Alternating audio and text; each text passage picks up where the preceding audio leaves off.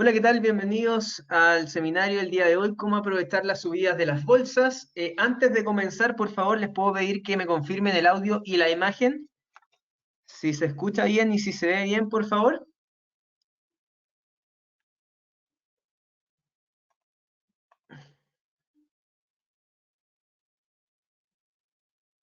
Perfecto, acá me dicen que se ve y se escucha. Muchas gracias. Vamos a partir ya el seminario, entonces, me confirman, perfecto. Bienvenidos a todos. Ahí ustedes pueden ir haciendo preguntas, así que me van preguntando a medida que vaya avanzando el seminario. De esa forma vamos aclarando todas las dudas que tengan y poder ayudarlos de la mejor forma.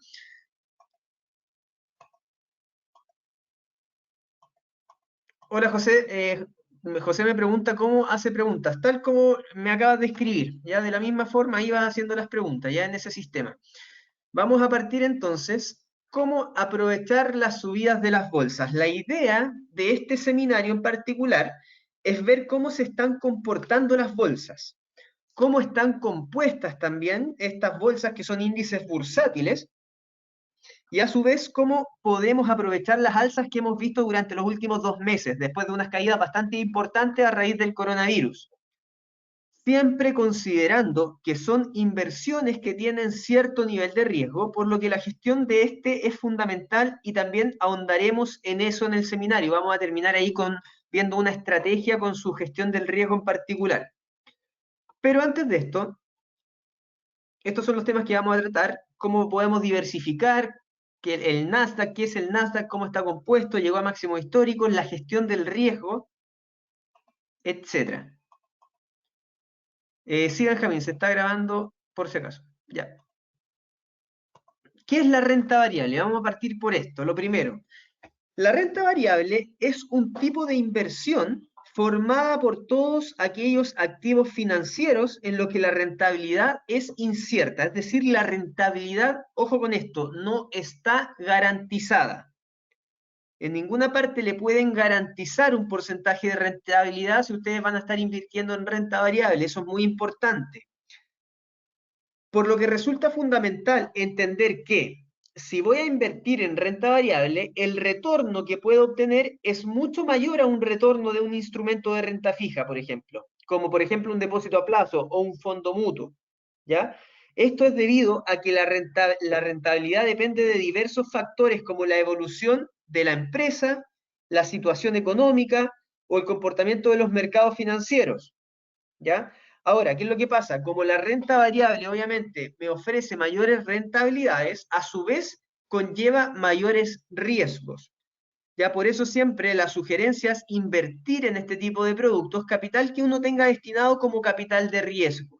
Porque por lo general los retornos son mayores a un depósito a plazo o a un fondo mutuo tradicional, pero porque los riesgos que conlleva este tipo de inversiones también son mayores.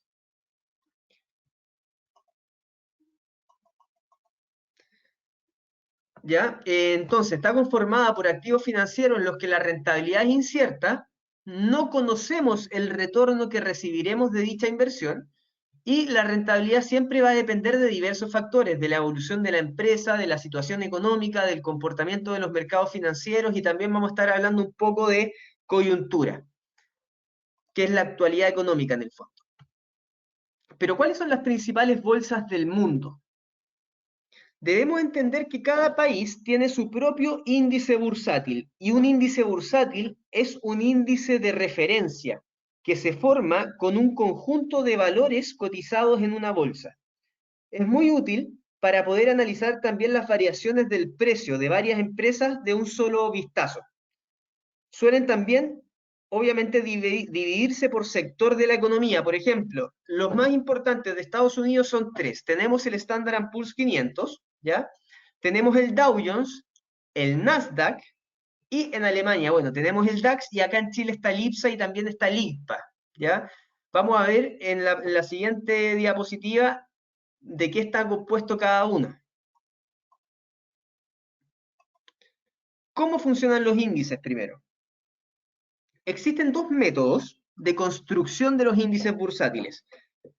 Primero, tenemos el índice de precios ponderados, ¿ya? Que es simplemente la media del precio de los valores que componen el índice. Un índice está compuesto por distintas acciones y esas acciones de cada compañía tienen un precio determinado.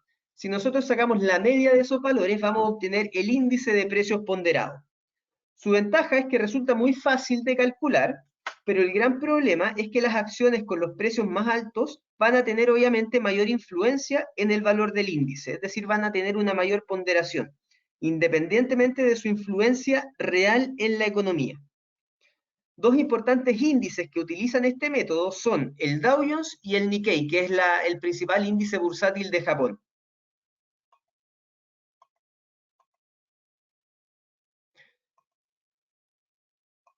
Aló, hay un par de personas me dicen que no están escuchando. ¿Me confirma el resto para decirle a ellos, por favor? Si me escuchan. Perfecto, muchas gracias. Debe ser un problema de ellos, así que se lo voy a informar.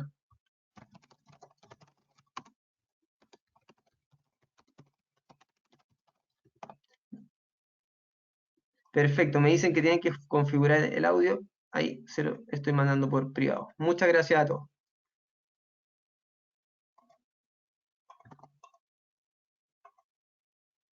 Ya, continuamos entonces. El otro índice, ya acuérdense que estamos viendo cómo funciona, cómo se construye un índice bursátil, antes de pasar ya a cómo aprovechar las subidas propiamente tal. El otro índice es el de capitalización ponderada, que se construye según la capitalización bursátil de cada uno de los valores que forma el índice. Este tipo de índice es el más fiel, finalmente, que representa mejor la realidad de lo que se quiere medir. La mayoría de los índices bursátiles del mundo ya utilizan este método de cálculo, como por ejemplo el IBEX español, el DAX alemán y el SP500.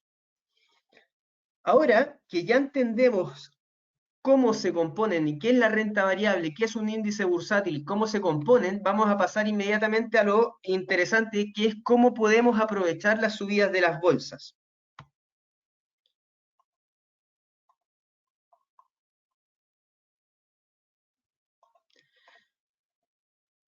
¿Cómo lo podemos hacer? ¿Cómo podemos aprovechar esto? Depende también mucho de la contingencia. Y acá vamos a ver también los drivers. ¿Qué es lo que mueve las bolsas? La coyuntura, la actualidad, qué está pasando hoy día, los paquetes de estímulos de los bancos centrales, los rebrotes que se están viendo en el coronavirus, las tensiones entre China y Estados Unidos. Todo eso repercute en decisiones que toman los bancos centrales y los gobiernos que impactan a los mercados financieros.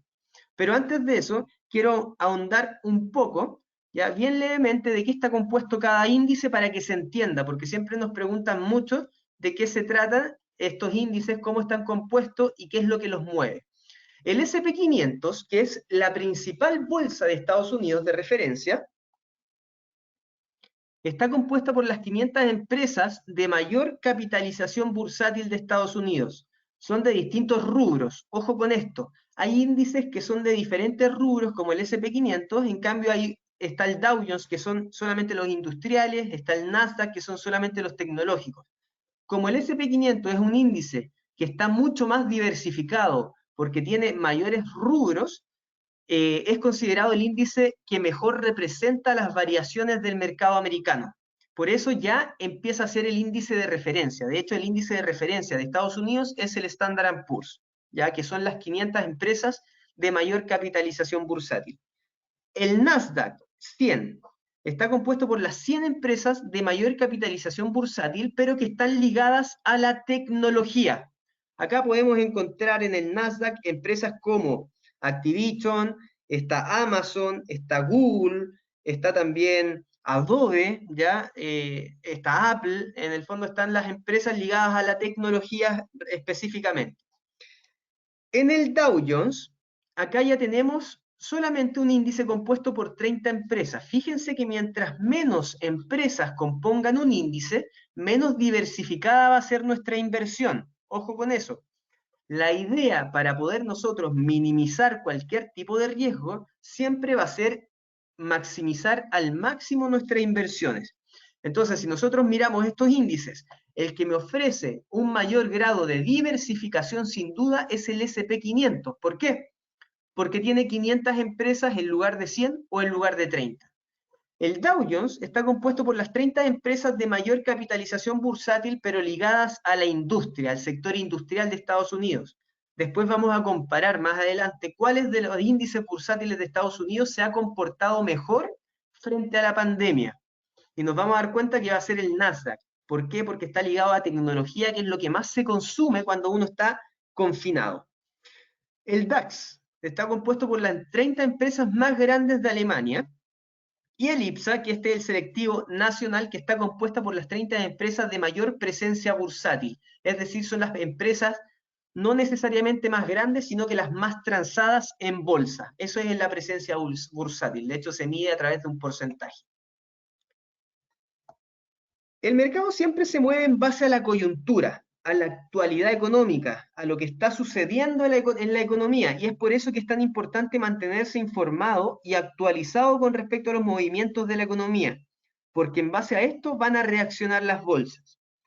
¿Qué está pasando en la actualidad? Estamos enfrentando ya desde enero, no acá en Chile particularmente, pero donde partió fue en China, una pandemia que ha llevado a la economía global a contraerse en torno a cifras que no se veían desde la Gran Depresión.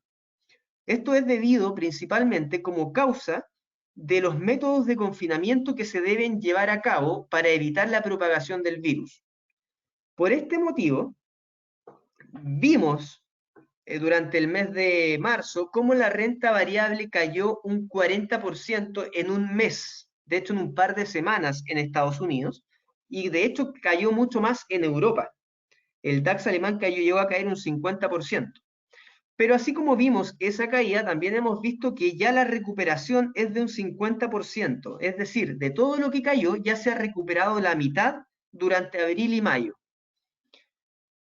Si hubiéramos tenido la información de manera oportuna, podríamos obviamente haber aprovechado las alzas de la bolsa para poder beneficiarnos. Y esa es la idea y ese es el objetivo de todo nuestro seminario, que la gente siempre esté bien informada para que pueda tomar la mejor decisión. Ahora, en base a todo lo que está pasando el día de hoy, que son un aumento en las tensiones entre China y Estados Unidos, rebrotes del coronavirus, hoy día, por ejemplo, California reportó un nuevo récord de casos, con más de 4.000 contagiados, 4.084 contagiados específicamente en California. A esto se suma Texas, ya que es uno de los estados que ha venido mostrando aumento en los contagios durante los últimos 11 días, ¿ya? Entonces, estos son los principales riesgos que hoy día tenemos que tener sobre la mesa. Tenemos que estar muy atentos a los medios como Bloomberg, como MarketWatch, como Business Insider, que son medios de comunicación donde van saliendo información acerca de estos factores, ¿ya?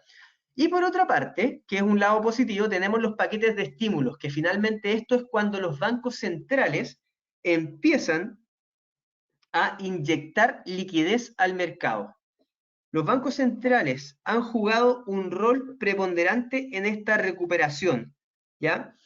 Fíjense lo siguiente, no hemos visto todavía una recuperación económica, pero sí hemos visto una recuperación en la bolsa, ¿ya? ¿Por qué? ¿A qué se debe esto? A las expectativas, ¿ya? Y las expectativas las están poniendo sobre la mesa el día de hoy los bancos centrales, ya que lo que han hecho es aplicar políticas monetarias expansivas. ¿Qué quiere decir esto? Todos los bancos centrales en conjunto, incluido el de Chile, están en un plan de disminuir al máximo posible las tasas de interés, con el objetivo de que sea más económico para las empresas y para las personas poder endeudarse. Es decir, si yo bajo las tasas de interés, el costo del dinero es mucho más barato. ¿Ya? Yo me puedo endeudar mucho más barato hoy día a lo que me podía endeudar hace un par de meses atrás o un año atrás. Ese es el objetivo de estas políticas monetarias de los bancos centrales, que son políticas monetarias expansivas. Y de esta forma, ¿qué hago yo con el dinero? Empiezo a consumir. ¿Para qué? Para apoyar el crecimiento. Si nosotros pensamos en la fórmula del Producto Interno Bruto, que es el crecimiento de la economía, es el consumo más la inversión, más el gasto público, menos la balanza comercial. Y el consumo siempre es el principal factor de crecimiento de cualquier economía. Y eso es lo que más ha caído durante el último tiempo, debido a que la gente no está consumiendo. los mercados no están vendiendo, los malls están cerrados, la gente está encerrada también en sus casas, por ende el consumo ha disminuido y con ello el crecimiento económico, no solo de Chile, sino que a nivel global. Y por otra parte, tenemos también a los gobiernos que han jugado un papel también fundamental a raíz de políticas fiscales. ¿Qué quiere decir esto? Que están inyectando plata en la economía para que la gente pueda, de cierta manera, esto a través de bonos, o para que la gente pueda subsistir durante este periodo, o para empezar a crear empleo. Por ejemplo, en Estados Unidos, el día de hoy Trump anunció que está, junto con los demócratas, estudiando un plan de infraestructura que no es por $1 billón, es por $1,5 billones. El mercado estaba esperando un plan de infraestructura por 1 billón, pero finalmente va a ser un 50% más. ¿Qué quiere decir esto? Que esto va a ser para empezar a reactivar la economía, generar empleo, porque es lo que más se ha perdido en Estados Unidos y también, bueno, en Chile. En Chile también la tasa de desempleo ha estado aumentando.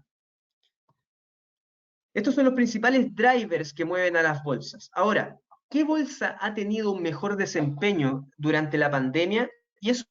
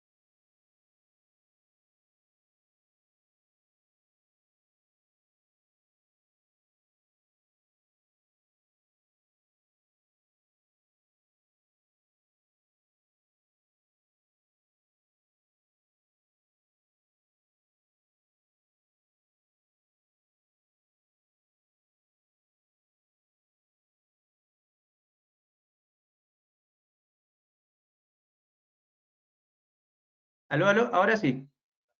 Ahí sí, sí, sí, parece que sí. Ya, perfecto, muchas gracias, disculpen. Apreté el botón de al lado. Ya, ok. ¿En qué habíamos quedado? ¿Qué bolsa ha tenido mejor desempeño? Perfecto, ahora sí se escucha, muchas gracias. Es súper simple. Si nosotros nos vamos a la X Station,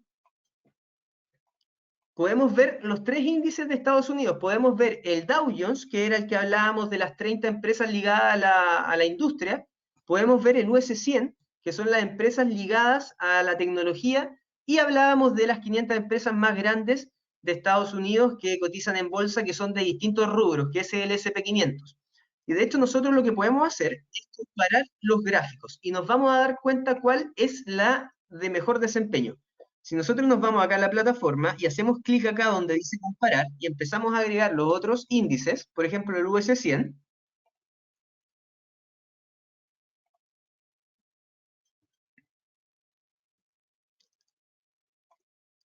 y el US 30, nos vamos a dar cuenta de lo siguiente. Fíjense, lo que tenemos que hacer es compararlo con sus propios máximos históricos, ¿ya? Entonces, ¿qué tenemos acá? A ver, tenemos que...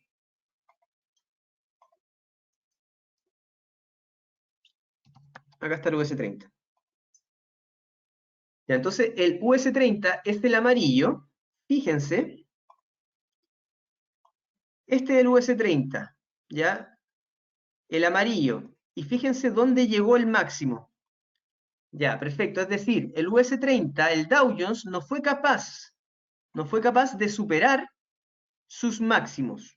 ¿Ya? Este fue el máximo, ¿cierto? ¿Cuándo fue esto? Esto fue el 12 de febrero del año 2020, que estaba en máximos, todavía no llegaba el coronavirus a Estados Unidos. Después cayó y todavía no es capaz de recuperar sus máximos. Por otra parte, tenemos al Dow Jones, que es este rojo, que llegó a los 3.400, este fue su máximo histórico, que si ustedes se dan cuenta, por lo general las bolsas van juntas, ¿ya? Tocando máximos o cayendo, se comportan de manera muy similar. Esto fue el 19 de febrero cuando el S&P 500 llegó a su máximo. Y fíjense dónde está ahora. El máximo, ¿cuál fue? El máximo después de esta caída. 3.225. Es decir, el S&P 500 todavía no es capaz de superar su máximo. Pero fíjense qué está haciendo el Nasdaq. El Nasdaq, este fue su máximo, ¿ya? Que esto llegó a estar más o menos como en 9.700, una cosa así, y fíjense hasta dónde llegó. Es decir, el Nasdaq es la única bolsa de Estados Unidos que después de esta caída de un 50% recuperó absolutamente todo lo perdido en el año y de hecho superó máximos históricos. Y el día de hoy está acá, está en esta zona, es decir, está sobre los máximos que marcó en febrero, ¿ya? El máximo histórico del Nasdaq son los 10.157 puntos. Hoy día cerró en torno a los 10.000, acá tenemos 10.022. Entonces, esto es lo que yo les quería mostrar. Fíjense cuánto cayó de su máximo al mínimo de marzo.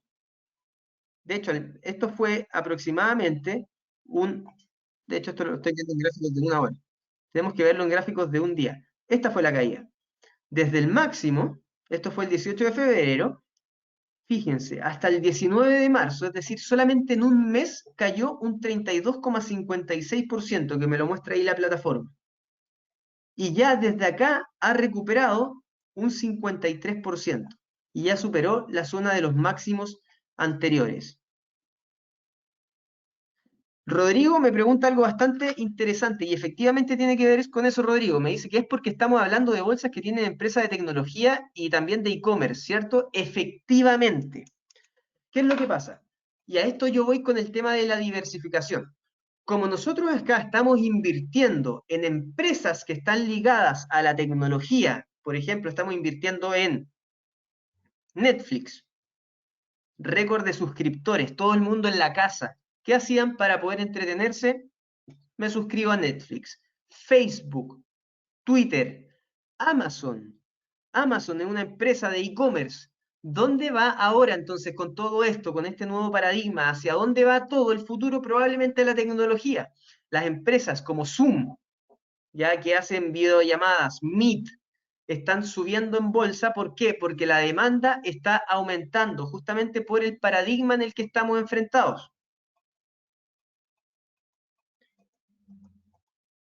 Anthony me pregunta si existe un fondo indexado en Nasdaq. Sí, existen ETF que están indexados en Nasdaq, ¿ya? De todas maneras, siempre mi recomendación es operar más el Nasdaq que el ETF, porque es más barato en cuanto a comisiones, ¿ya?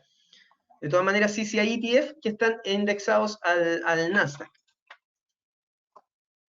Los ETF son simplemente fondos, Joan me pregunta. Son fondos que reúnen acciones de un determinado sector de la economía, ¿ya? José me pregunta por qué, a qué se debe la recuperación.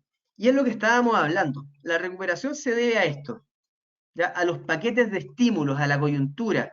A pesar de los brotes de coronavirus y las tensiones de China, los bancos centrales están estimulando la economía, están inyectando dólares, ¿ya? Están bajando las tasas y todo eso repercute a que las bolsas empiecen a subir.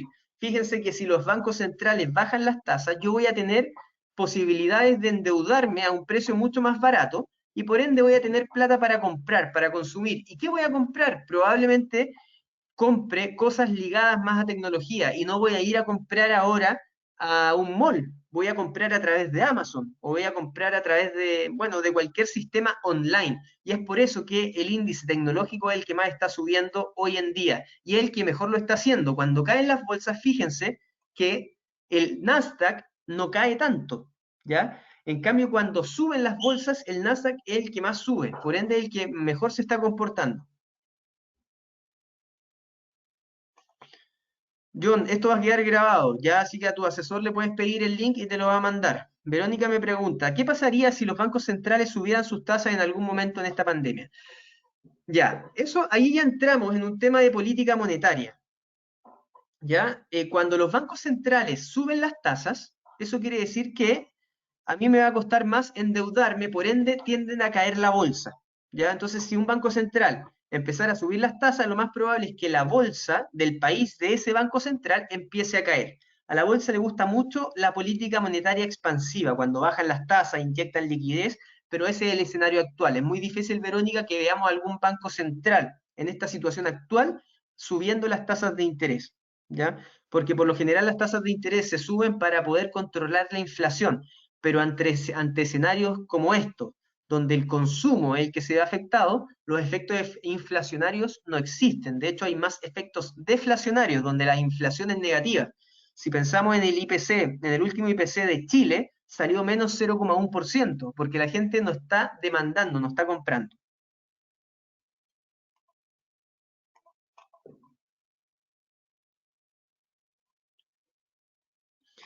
Daniel me pregunta, ¿el comprar o vender un índice es como comprar o vender simultáneamente? Efectivamente, Daniel.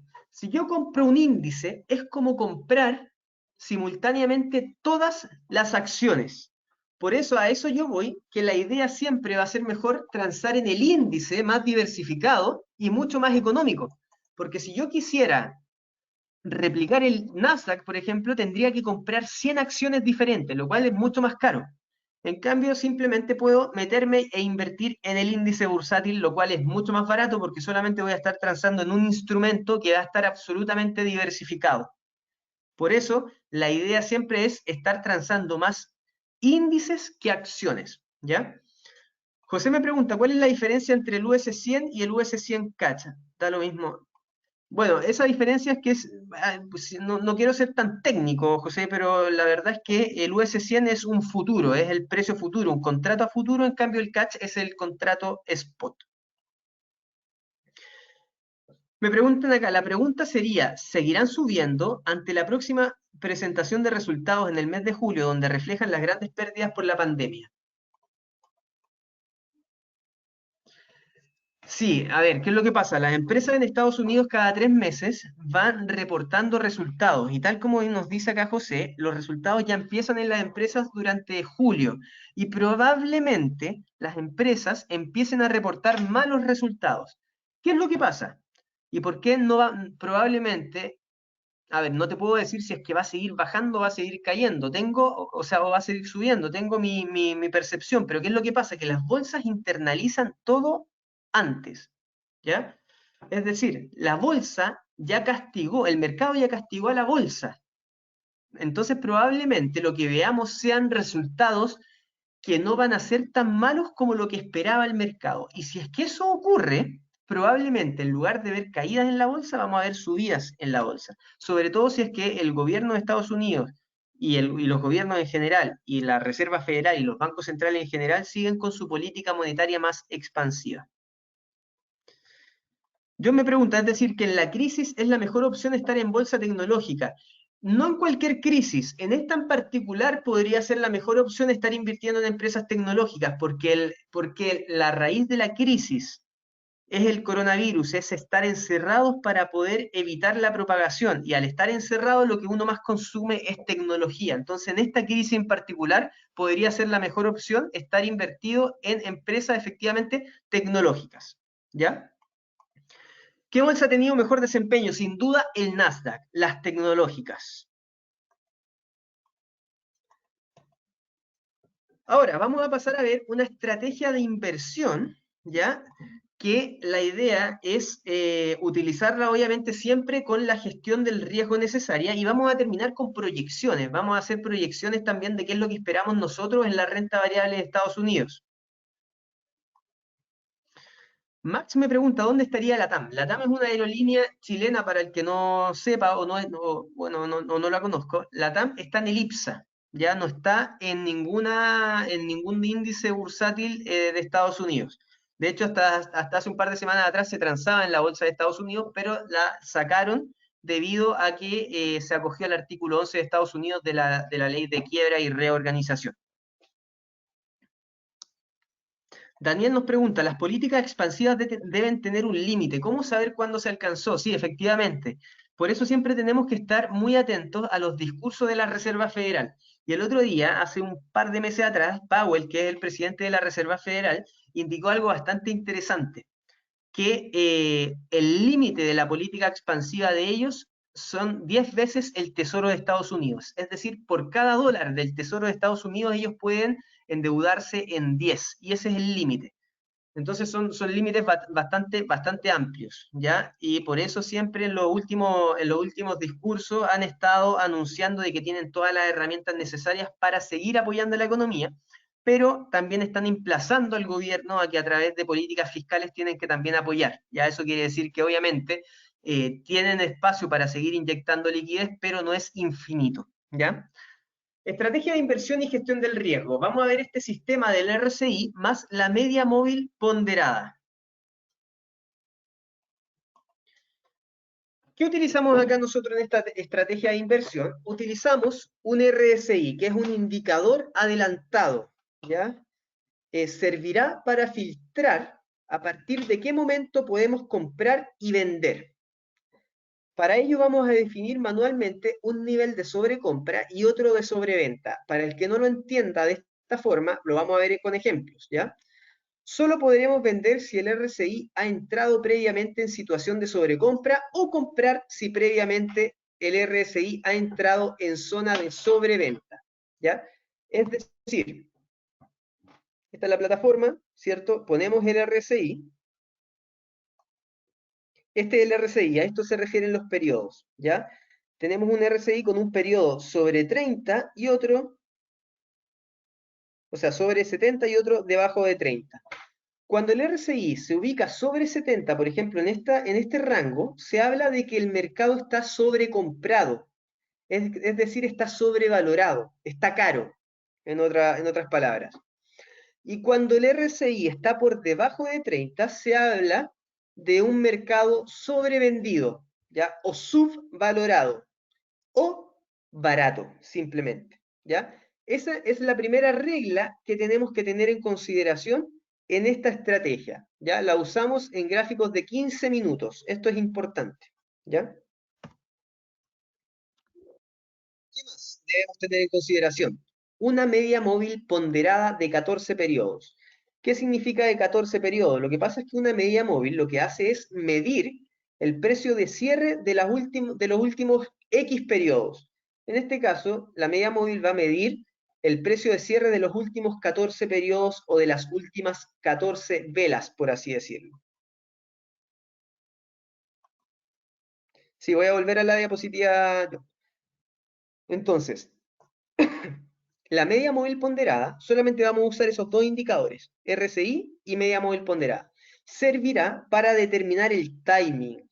Esto es importante, el timing, es decir, el momento exacto en que se realiza la operación de compra y venta. Para ello, esperaremos a que se haya cumplido la condición de filtro en el RSI. Es decir, primero el RSI me tiene que indicar que estoy en la posición adecuada para estar comprando o vendiendo. Si el RSI no está en sobrecompra o si el RSI no está en sobreventa, no voy a entrar al mercado. Solamente voy a entrar al mercado cuando el RSI está en sobrecompra o sobreventa. Y obviamente, si está sobrecomprado, la idea es vender, y si está sobrevendido, la idea es comprar. Entonces, para ello esperaremos que se haya cumplido la condición de filtro en el RSI. Si el RSI ha superado la zona de sobrecompra y la media móvil ponderada pasa de estar subiendo a estar bajando, vamos a vender. Esa es la señal de venta. Cuando la media móvil, que viene acá, viene la flecha, subiendo, subiendo, subiendo, subiendo, empieza a bajar, ahí vendemos.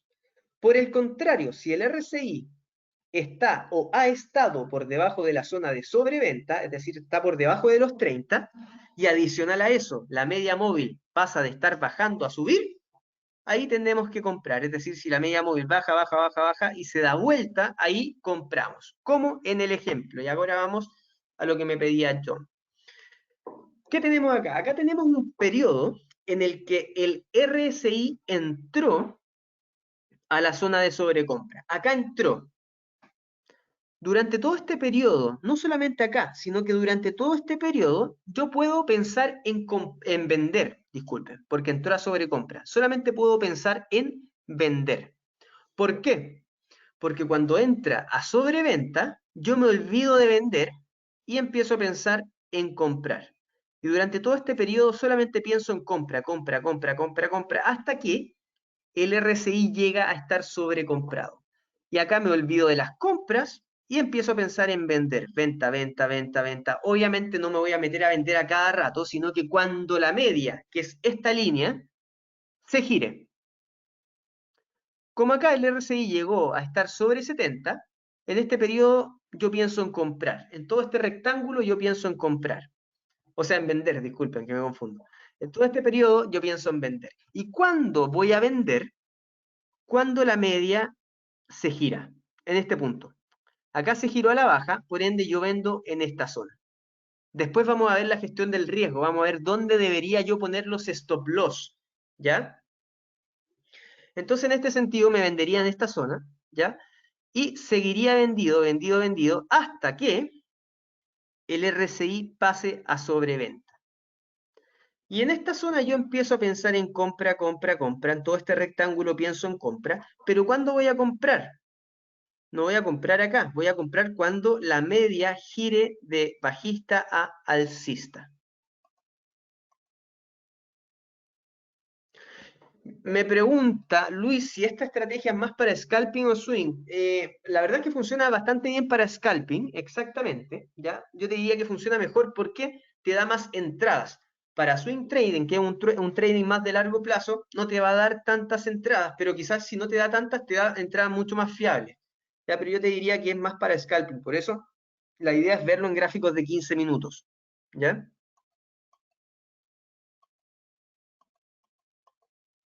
¿En qué temporalidad me preguntan? 15 minutos. Ya, por eso, buena pregunta la de Luis. La idea es más como para scalping que como para operaciones más de largo plazo. ¿Ya? Recuerden, RSI 14 periodos y media móvil de 14 periodos. Para los que me siguen preguntando qué significan los periodos, una media móvil puede estar compuesta por infinitos periodos. ¿Ya? Por un periodo, dos periodos, tres periodos, cuatro periodos, cinco periodos, hasta 500 periodos, hasta infinito. ¿Ya? Y puede estar compuesta las medias tanto por los precios de apertura como por los precios de cierre. Por lo general las medias están construidas con precios de cierre. De hecho, si yo, por ejemplo, me voy a la plataforma y acá pongo una SMA, que es una media móvil simple, como dice acá, acá te pregunta, ¿basado en qué? En el precio de cierre, en el precio de apertura, en el más alto o en el más bajo. Ya son simplemente periodos. Por lo general, las medias se utilizan con precios de cierre. Y acá te pide el periodo. Los últimos, no sé, 200, estos son los últimos 200 periodos.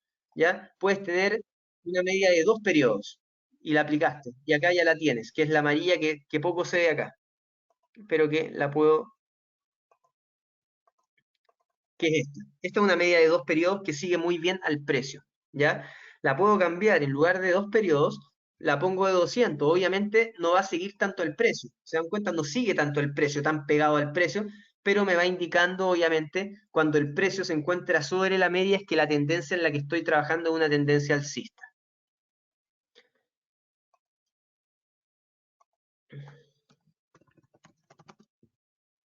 Esta es la abreviatura de la media móvil ponderada en la plataforma, LWMA. O si no ponen media móvil, o quizás si ponen ponderada, ahí le aparece, media móvil ponderada. Esa es la media móvil, esa es la abreviatura.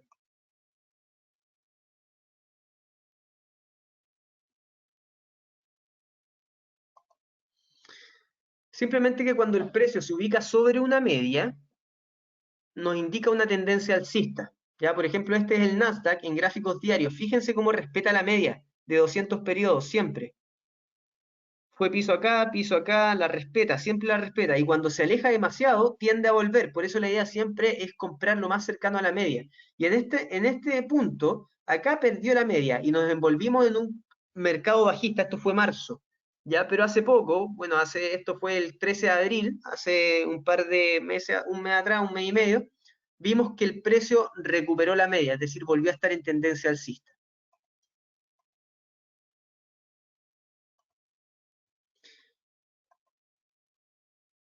La de la estrategia Egon es la media móvil ponderada, ¿Ya? Víctor me pregunta, ¿cómo hacer para que la X-Station marque de forma más clara los niveles de 30 o 70? A ver, vamos a poner un RSI.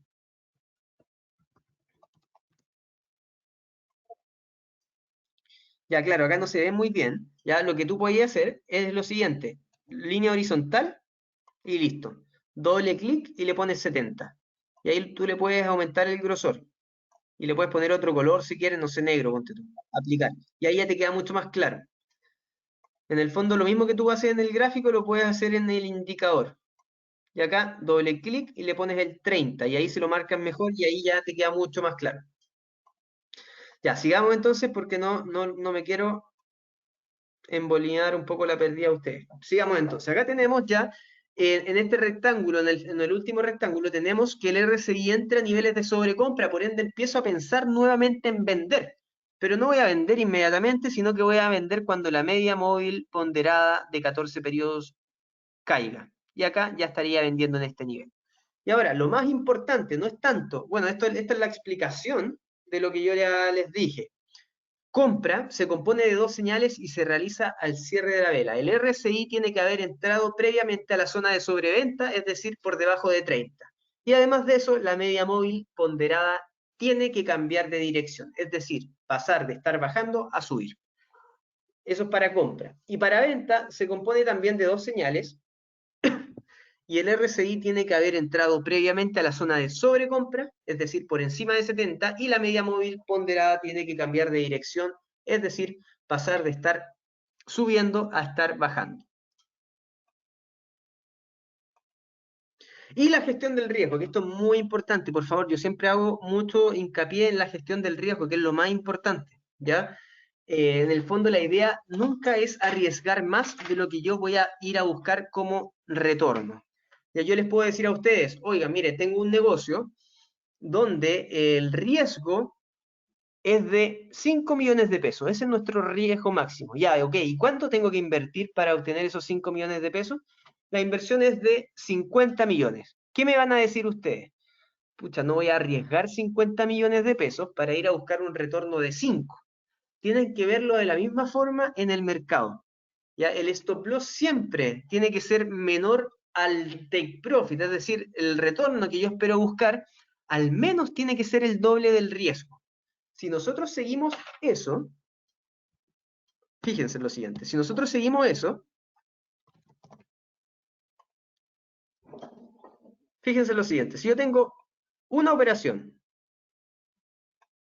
dos operaciones, tres operaciones, 4 y 5, y tengo un riesgo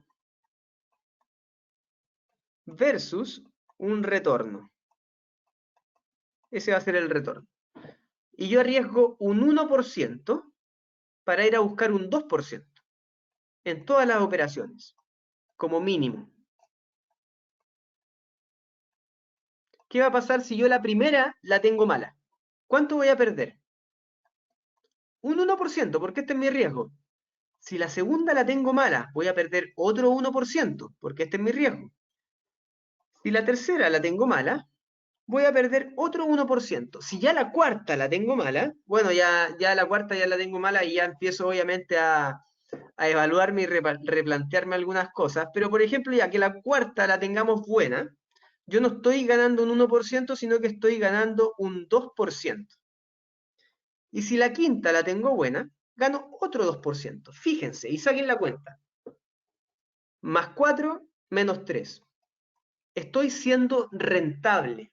¿Qué quiere decir esto? Que si yo sigo esta gestión del riesgo al menos, es decir, a riesgo 1 para ir a buscar 2, necesito solamente un 40% de asertividad para ser rentable. Y esto es lo que es más difícil de seguir. Por eso, en toda presentación hablamos siempre de gestión del riesgo.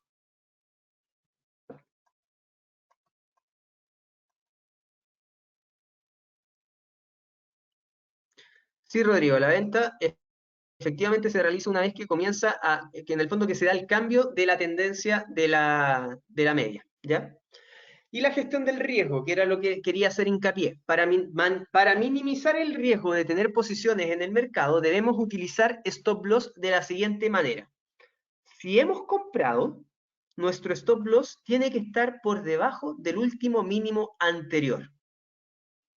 Y solo cerraremos si la vela cierra por debajo de esa vela, ¿ya? Si hemos vendido, nuestro stop loss estará por encima del último máximo anterior. Es decir, y acá viene ya con gestión del riesgo. Este es el mismo PPD, fíjense. Tenemos esto, pero ahora la diferencia es que agregamos el stop loss. Acá yo decía que me iba a vender, ¿cierto? ¿Dónde tenemos que poner? Si yo vendía, acá estamos, si hemos vendido, ¿dónde tenemos que poner el stop loss? Por encima del último máximo anterior. ¿Cuál fue el último máximo anterior? Este fue el máximo. Por ende, el stop loss tiene que estar acá, por sobre el último máximo anterior. Si yo compro, tengo que poner mi stop loss por debajo del último mínimo anterior. Y el último mínimo anterior fue este. Por ende, ahí yo tengo que poner mi stop loss. Acá yo vendí. ¿Dónde pongo mi stop loss? Por encima del último máximo anterior, que fue en este caso este. ¿Ya? Y de esa forma vamos gestionando el riesgo. Y obviamente el retorno tiene que ser al menos el doble de mi riesgo.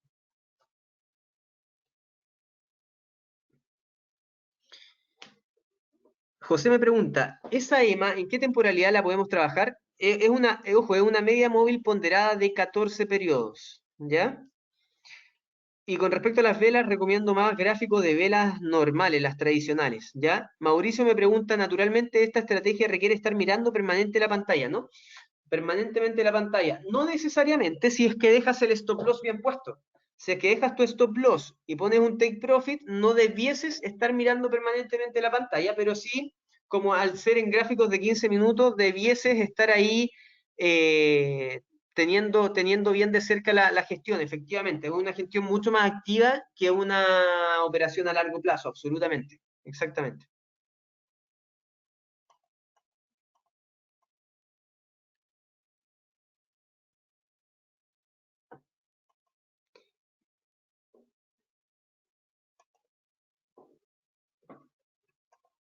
¿Ya? Así que eso con respecto a la estrategia. Ahora, lo que muchos me están pidiendo son las proyecciones y lo vamos a ver inmediatamente.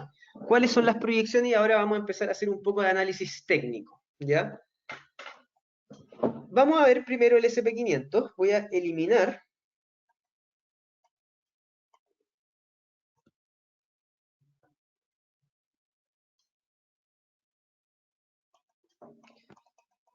Fíjense que este es el SP500. Fíjense que hoy en día se encuentra en una tendencia alcista.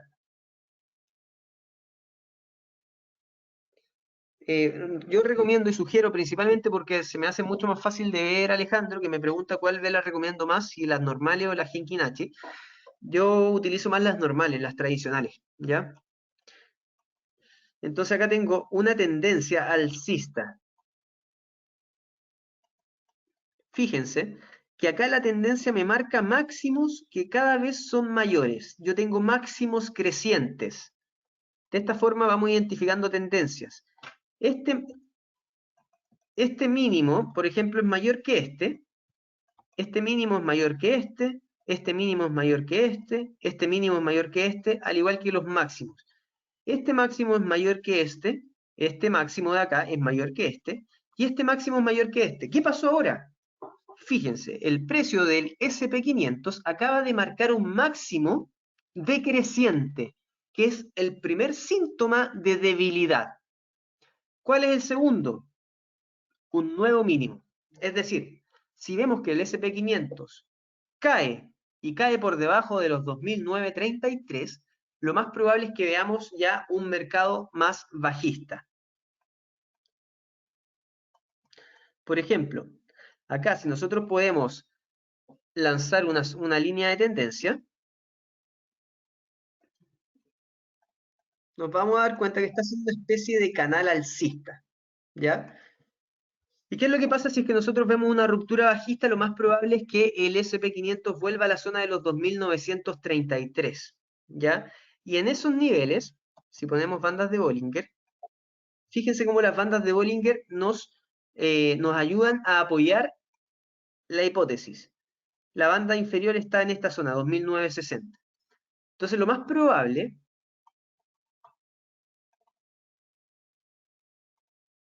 es que nosotros veamos caída en el mercado siempre y cuando veamos una caída por debajo de la zona de los 3082, que es el piso de este canal alcista. Y en ese caso lo que debiésemos hacer es tomar la amplitud de este canal y la proyectamos desde el punto de ruptura y ahí nos da el primer nivel objetivo. Es decir, si nosotros vemos caídas en el mercado, estos gráficos diarios un poco más de largo plazo por debajo de los 3082, el primer objetivo bajista lo tendríamos en 2960 y rompiendo 2960 ya tenemos y empezamos a mirar los mínimos anteriores. Tenemos los mínimos anteriores en torno a 2764 y cayendo por debajo de 2764 podríamos ver la zona de los 2650. Y de esa forma vamos analizando y vamos empezando a ver proyecciones. Ojo, esto se va a dar siempre y cuando el SP caiga por debajo del mínimo anterior, es decir, por debajo de los 2960. Mientras no lo haga, la tendencia sigue siendo alcista y mientras no lo haga, la tendencia va a seguir hacia la zona de los 2000 hasta la zona de los 3225 aproximadamente y muy probablemente 3400.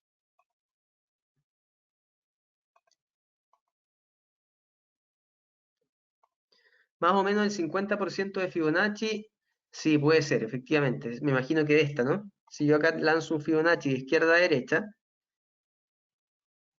efectivamente, ahí podría llegar a caer en torno a los 2796, que es el 50% del Fibonacci. Sí, muchas gracias por el aporte.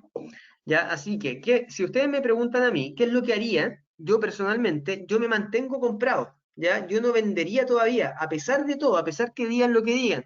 La Reserva Federal se mantiene inyectando fondos, el gobierno de Estados Unidos está planeando un paquete de estímulos por un billón y medio de dólares, lo que obviamente va a generar un respaldo y un apoyo en el mercado. Me mantengo alcista siempre y cuando el SP se mantenga sobre los 3082. De lo contrario, ya empiezo a pensar en caídas hacia estos niveles.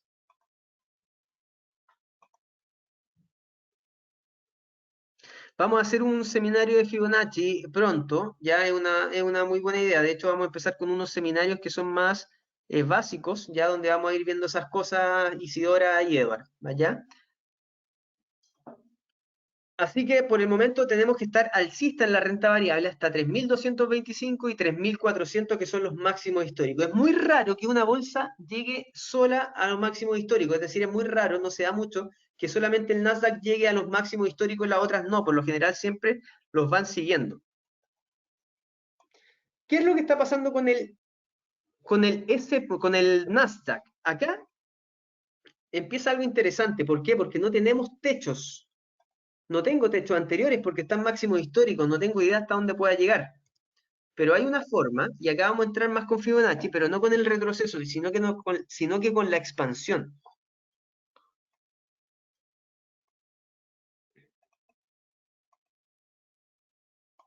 Lo que podemos hacer es lo siguiente.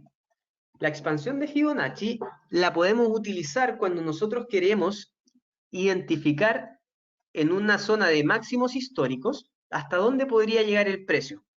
Tomamos la expansión y la lanzamos desde el mínimo al penúltimo máximo y la dejamos en el último mínimo. Esa es la expansión de Fibonacci. Y acá Fibonacci me empieza a dar niveles. Y el nivel que me da a mí es el 61.8, que serían los 10.321, ¿ya? Luego me da arriba los 12.650, pero ya olvídense de esto, porque en el fondo lo estamos viendo a gráficos de largo plazo, ¿ya? Perfectamente podría llegar a 12.600, pero no sé, podría ser, no sé, en un par de años más. En el corto plazo nos enfocamos en el 61.8, entonces las proyecciones de subida siguen siendo altas, es decir, seguimos esperando subidas en el SP, en el Nasdaq, al menos hasta los 10.321. Daniel me pregunta, bueno, me dice que va a empezar a probar la estrategia de hoy día, buenísimo. Si es más caro operar de noche, depende del instrumento, ¿ya? De noche no es más caro operar los instrumentos ligados a Europa, ¿ya? Piensa que qué tan caro o qué tan barato es depende de la liquidez, ¿ya? Entonces, cuando abre Estados Unidos, que es en la mañana, es más barato operar en Estados Unidos. Cuando cierra, se vuelve un poco más caro, y ahí se vuelve más barato operar los otros mercados. El mercado asiático hoy día, por ejemplo, a esta hora es más barato operarlo. Después, durante la madrugada, el mercado europeo y así sucesivamente. Y de hecho en la plataforma creo que aparece el horario, de hecho. Después voy a cerrar la plataforma y se los voy a mostrar. Así que proyecciones alcistas en el US 100, en el Nasdaq, hacia la zona de los 10.321. ¿Dónde estar comprando? Porque hay algunos que me están preguntando. Ojo, yo los dejo invitados a todos al seminario que hago todos los días de apertura de mercado, donde vemos todas estas cosas, pero mucho más a corto plazo, como dentro del día. Hay muchos también de los que nos están siguiendo en este seminario que se meten ahí siempre. Ya, perfecto. US 100 entonces, idealmente estar comprando acá, en los 9.736. Fíjense que cuando el precio supera esta banda de al medio, empieza a ser un precio alcista. Y fíjense cómo se apoya. Llegó a la media y siguió subiendo. Llegó a la media y siguió subiendo. Llegó a la media y siguió subiendo. Y acá llegó a la media, intentó caer por debajo de eso, pero finalmente siguió subiendo. Lo más probable es que veamos un nuevo ataque a la media. Y fíjense que cada vez los máximos son mayores y los mínimos también. Es decir, estamos dentro de una tendencia alcista.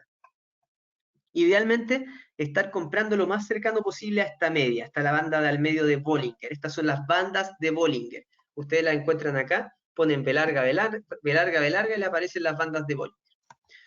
Así que idealmente estar comprando en esta zona, siempre y cuando deje un stop loss por debajo de la media. ¿Por qué? Porque si rompe la media, lo más probable es que siga cayendo hasta los mínimos anteriores, entonces la idea es cerrar con la menor cantidad de pérdida posible.